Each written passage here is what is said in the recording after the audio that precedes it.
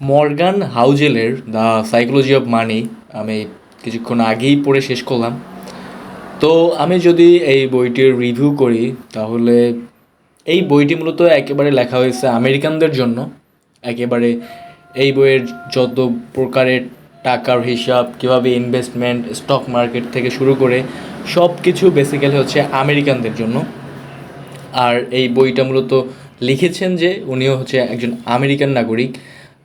তো এই বইটির যদি আমি বৈশিষ্ট্য বলি, অনেক বৈশিষ্ট্য আছে। এই বইটি যদি আপনি একবার পড়েন, আপনার মানি নিয়ে আপনার সাইকোলজি চেঞ্জ হয়ে যাবে। এই বইতে অনেক সুন্দর সুন্দর টপিক আছে, অনেকগুলো টপিক আছে। এবং এই বইয়ের হচ্ছে আমার যে টপিকগুলো ভালো লাগছে তার মধ্যে হচ্ছে একটা টপিক ছিল যে মানুষ তার সম্পদ সম্পদ বানায় হচ্ছে মানুষকে দেখানোর জন্য, বা এরকম টাইপের একটা টপিক ছিল যে হচ্ছে তুমি যদি অর্জন করার পর যদি হাততালি দেওয়ার লোক না থাকে তাহলে তোমার অর্জন করার স্পৃহা ওইটা কমে যাবে, এরকম একটা টপিক ছিল বইয়ের মধ্যে।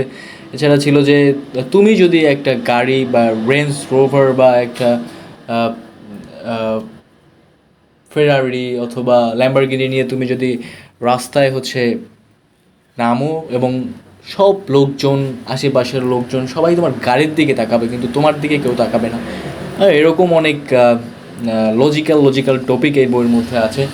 তো আমি যদি বলি এক কথায় বইটা অসাধারণ, বাট আমাদের বাংলাদেশের জন্য না বইটা। আমরা যদি ভাবি যে দ্য সাইকোলজি অফ মানি বইটার নাম শুনে যে এই বইয়ের মাধ্যমেই আমরা এই বইটা পড়লেই আমাদের মানি সম্পর্কে সাইকোলজি চেঞ্জ হবে, যেভাবে আমরা বিভিন্ন ধরনের ব্যবসা বাণিজ্যে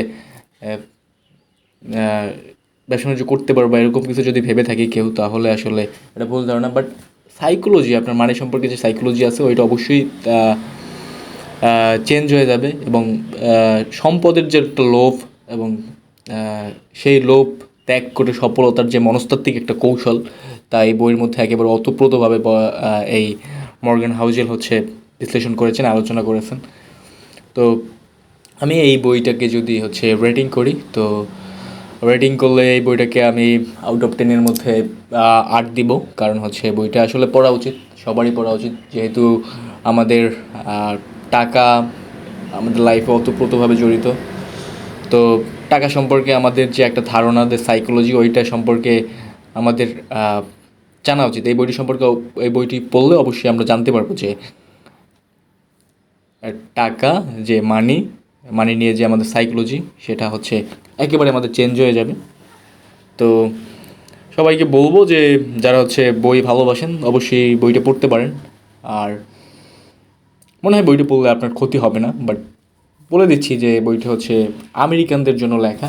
বিভিন্ন ধরনের আমেরিকান ব্যবসা, আমেরিকার হচ্ছে যখন অত দ্বিতীয় বিশ্বযুদ্ধের পর অত ধনী দেশ ছিল না, তখন হচ্ছে তারা কীভাবে স্ট্রাগল করছে, কীভাবে তারা হচ্ছে দাঁড় করাইছে, লোকজনরা কত বেকার ছিল, লোকজনদের শিক্ষাগত যোগ্যতার হার সম্পর্কে বিভিন্ন ইনফরমেশন হচ্ছে এই বইয়ের মাধ্যমে দিছে।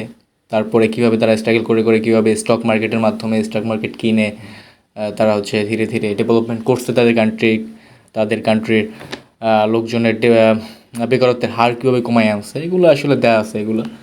আর কিছু কিছু টপিক আছে যেগুলো হচ্ছে আমাদের একেবারে আমরা যেগুলো চাই এই বইয়ের মধ্যে, ওই টপিকগুলো কিছু কিছু টপিক দেওয়া আছে। তো ওই টপিকগুলো পড়লে হয়তো আমাদের সাইকোলজিটা চেঞ্জ হবে মানি নিয়ে। তো সব কথার মূল কথা হচ্ছে এই বইটা সামারাইজ যদি আমি করি, তাহলে সামারাইজের কথাটা হবে সম্পদের লোভ ত্যাগ করে সফলতার যে মনস্তাত্ত্বিক একটা কৌশল, তা এই বইতে পূর্ণাঙ্গভাবে দেওয়া আছে। তো অবশ্যই একবার হলেও এই বইটি সবার পড়া উচিত। ধন্যবাদ।